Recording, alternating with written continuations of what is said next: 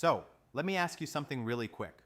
What if I told you that right now in 2026, thousands of Americans and green card holders are unknowingly making a mistake that could cost them over $16,000 in fines, trigger a full IRS investigation, and in some extreme cases actually put their US citizenship or permanent residency at serious risk?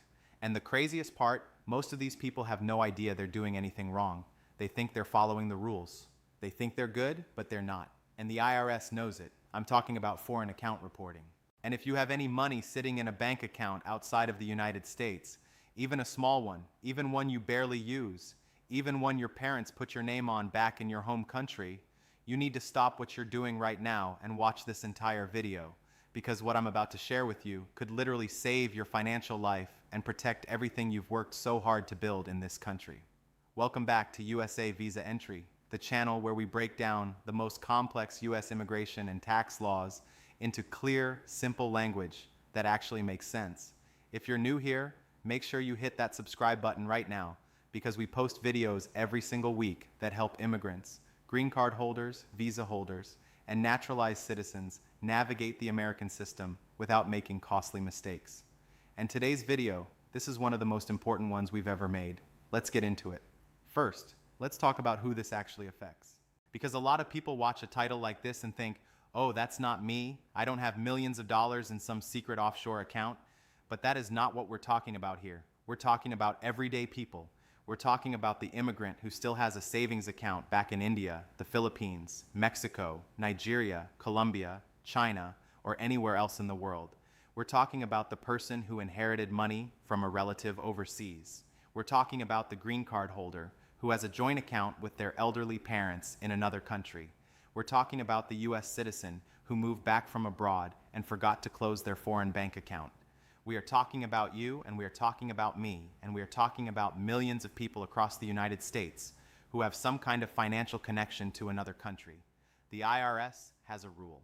Actually, they have several rules, but the two biggest ones you need to know about are called FBAR and FATCA. Let me explain both of these in plain English, because understanding the difference between them is absolutely critical. FB stands for the Foreign Bank Account Report. The official name is Finanzen Form 114.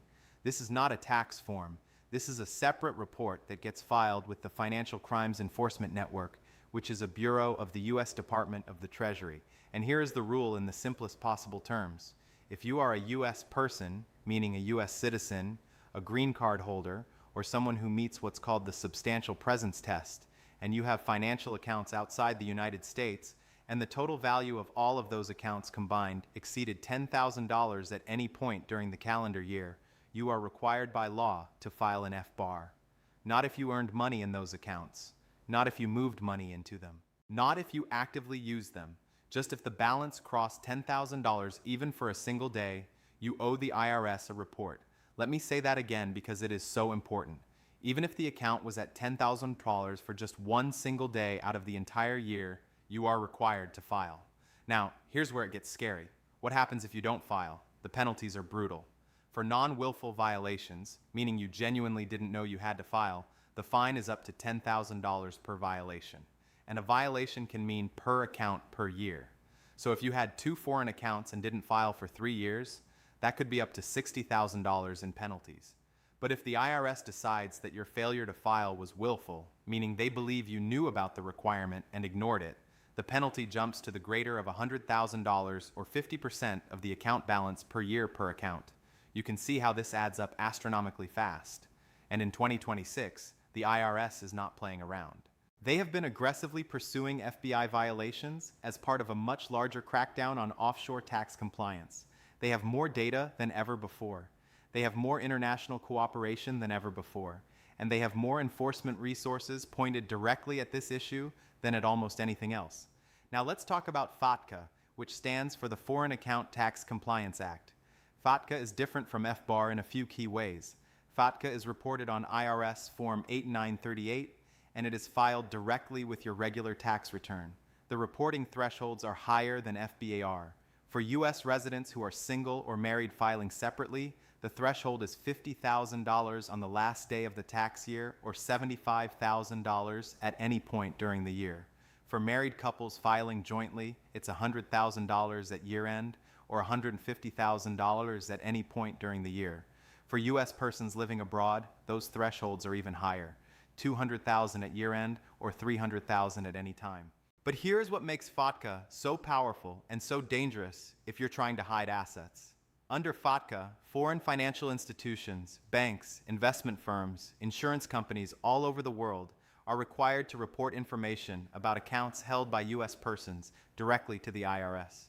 We're talking about banks in over 100 countries that have signed agreements with the United States to share this information automatically. So even if you never told the IRS about your foreign account, there is a very real chance that your bank already did. This is why so many people are suddenly getting letters from the IRS saying, "Hey, we noticed you have an account in country. We need to talk because the IRS isn't guessing." They're not auditing randomly. They have the data, and if your information doesn't match what your foreign bank already reported, you have a problem. The penalty for failing to file Form 8938 starts at $10,000. If you get notified by the IRS and still don't file, it can go up to $50,000. And there are additional penalties if the failure is connected to underpaid taxes. Now let's tie this together and talk about the number in our title, $16,536. This is the updated 2026 inflation-adjusted civil penalty for a single non-willful FB violation. Every year, the IRS adjusts these penalty amounts for inflation. And in 2026, that per violation non-willful fine has reached $16,536. This is a civil penalty, meaning you don't have to go to court for this one. The IRS can assess this administratively. You can receive this fine in the mail. And if you have multiple accounts or multiple years of non-filing, these penalties stack. They add up, they compound, and they do not care how much money you actually had in those accounts. Let's talk about some real scenarios. So, this really sinks in. Scenario 1. A man named Raj moved to the United States from India in 2018 on an H-1B visa. He became a green card holder in 2021. He still has a savings account back home in India that his family uses occasionally for family expenses. The account fluctuates, but some months it has more than $10,000 equivalent in it. Raj didn't know about FBAR. His accountant didn't ask him about it. He filed his U.S. taxes every year on time, got his refund, thought everything was fine. In 2025, he received a letter from the IRS asking about his Indian bank account. The bank had already reported his account under FATCA. Now Raj is facing potential FBAR penalties for multiple years, and the stress of an IRS inquiry that could have been completely avoided. Scenario 2. Maria is a naturalized U.S. citizen who came from Colombia. Her grandmother passed away and left her money in a Colombian bank account. The account has about $45,000 in it. Maria doesn't really think of it as her money yet. She's dealing with the inheritance process, she's grieving, she's busy with life. She doesn't file an FBAR because she doesn't even know she's supposed to. She receives a notice from the IRS. Because the amount is significant and she didn't disclose it, the IRS begins evaluating whether her failure was willful. If they determine it was, the penalties could exceed the entire balance of the account. Scenario 3. A Chinese-American couple has been filing their taxes jointly for years.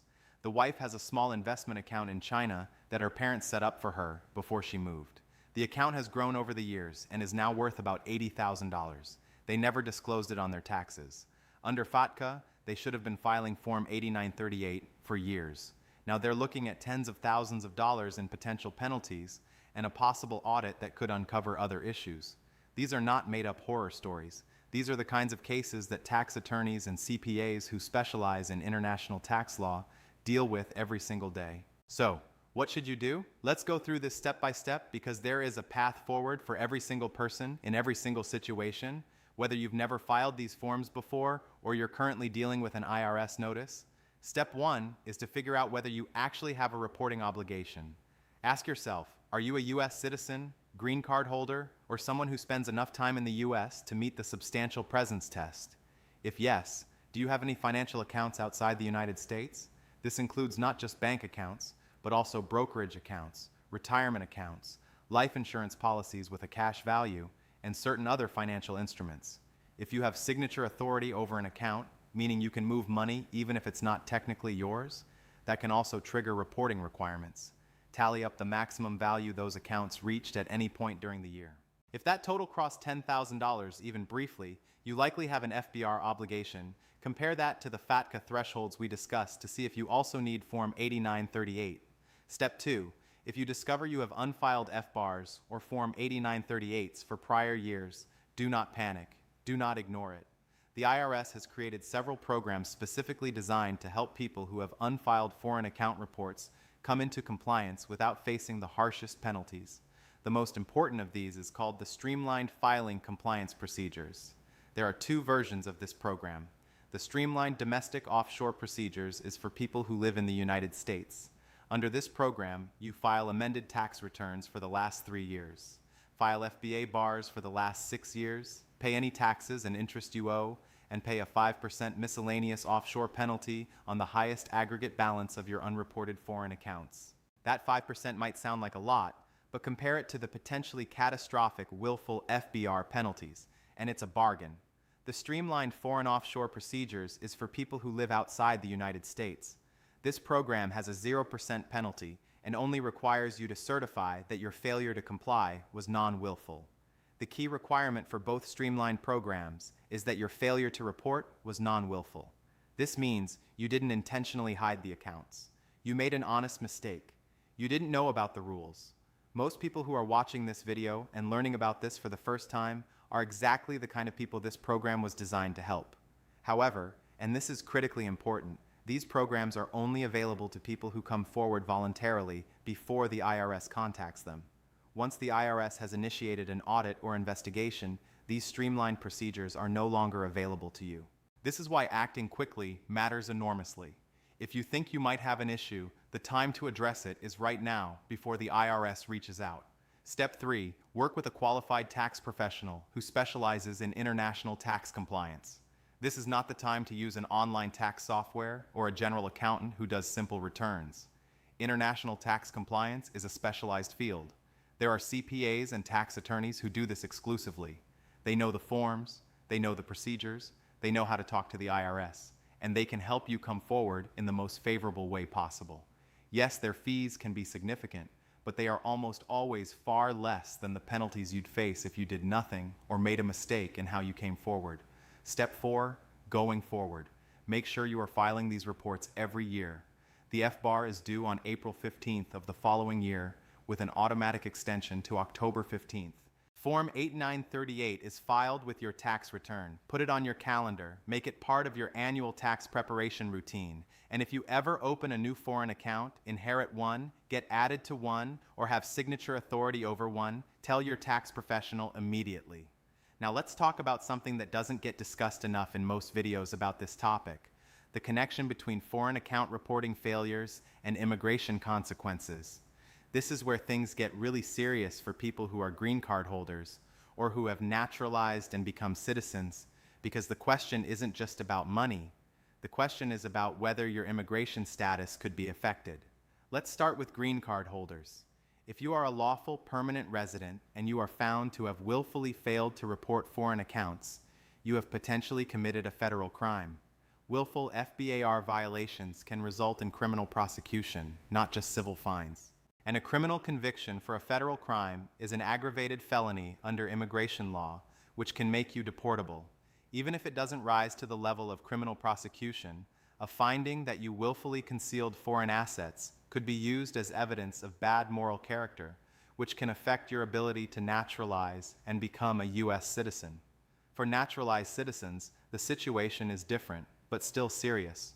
Once you're a citizen, deportation for tax issues alone is extremely rare and legally complex.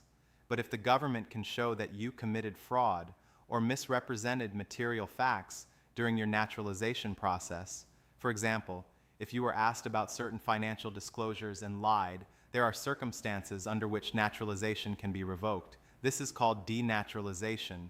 It is not common, but it does happen, and the U.S. government has become increasingly aggressive about pursuing it in cases involving serious fraud and concealment. Additionally, if you plan to sponsor family members for immigration benefits, your own compliance with U.S. laws, including tax and financial reporting laws, can come under scrutiny during the process. And here is something that almost nobody talks about. If you are applying for naturalization, that is if you are a green card holder who wants to become a U.S. citizen, your tax compliance history is examined as part of the process. USUIs looks at whether you filed your required tax returns. Failure to file required tax forms, including forms related to foreign accounts, can be used as evidence that you lack good moral character, which is a requirement for naturalization. So, your FBAR compliance isn't just an IRS issue, it's an immigration issue too. Let's now talk about some of the most common misconceptions that get people into trouble. Misconception number 1, my foreign account is in my parents' names, so it doesn't count. This is wrong. If you have signatory authority over an account, meaning you can direct transactions, even if you're not the legal owner, you may still have a reporting obligation. And if you are a beneficial owner of funds in someone else's account, that may also need to be reported depending on the circumstances.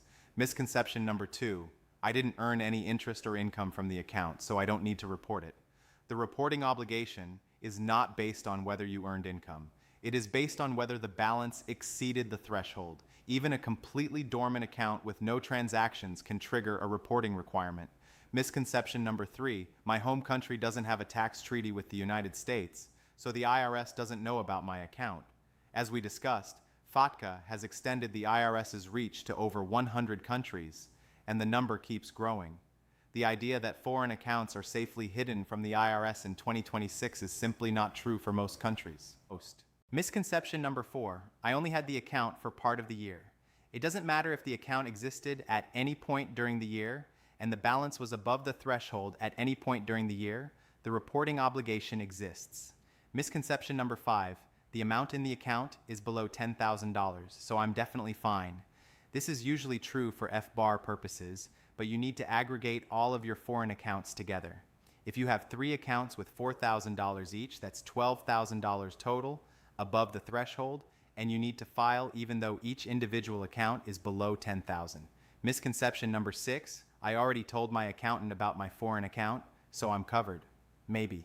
But did your accountant actually file the FBAR? Did they file Form 8938 if required? Some general accountants are simply not aware of these requirements or don't ask the right questions. It is your responsibility to confirm that these forms were actually filed. You can check by looking at your Fin & Son account or asking your accountant to provide copies of the filed forms.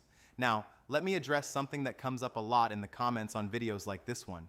People ask, should I just close my foreign accounts to avoid this whole situation?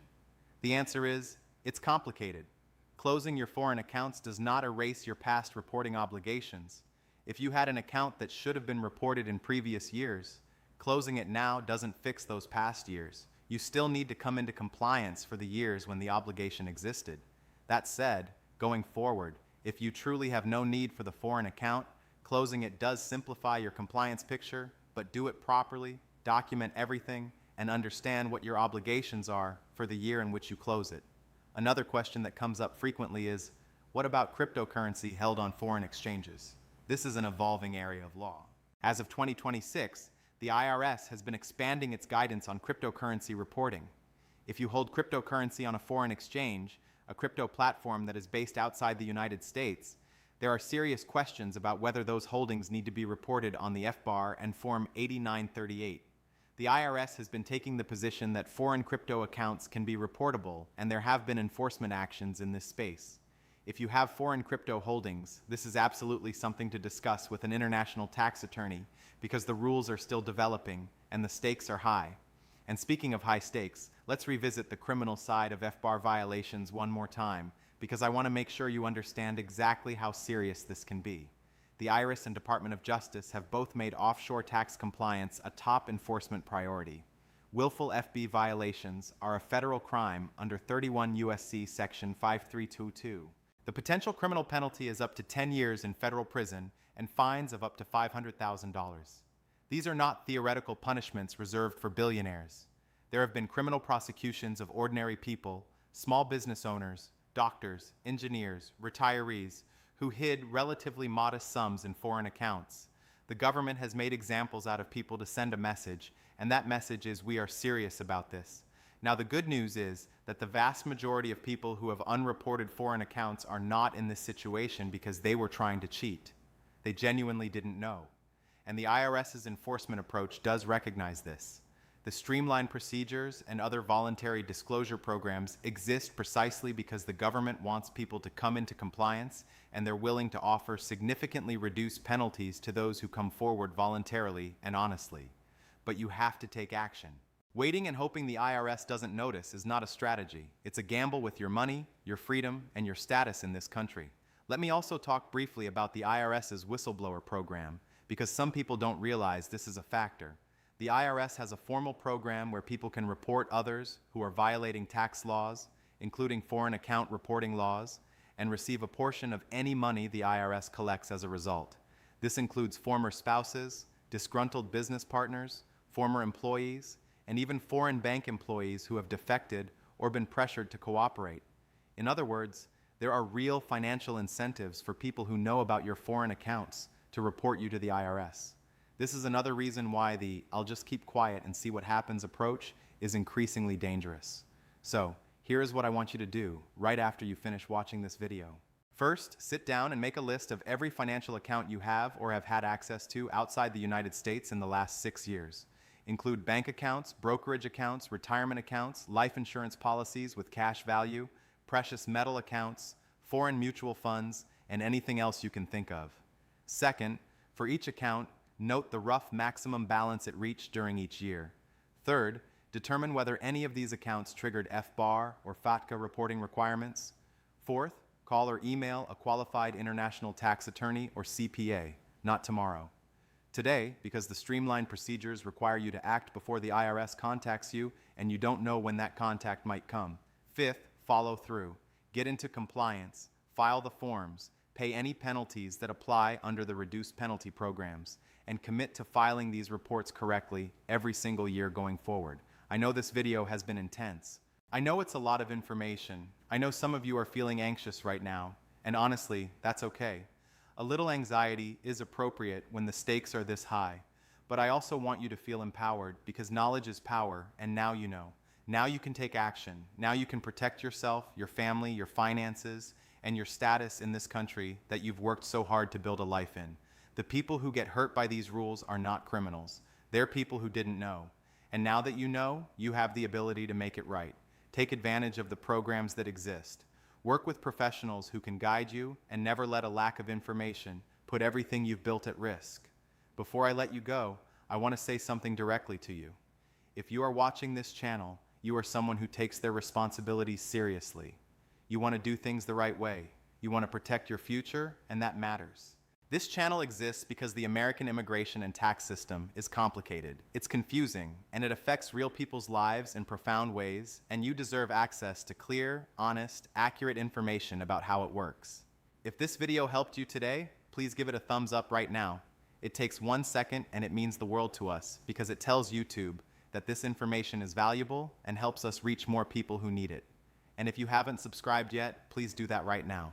We release new videos every single week covering everything from visa applications and green card processes to tax obligations for immigrants and how to protect your status in this country. Hit the bell icon so you never miss a video because some of the topics we cover are genuinely time sensitive and you don't want to find out about an IRS deadline after it has already passed. And if you have a specific question about your situation, whether it's about FBAR, FATCA, your green card, your naturalization application, or anything else we cover on this channel, drop it in the comments below.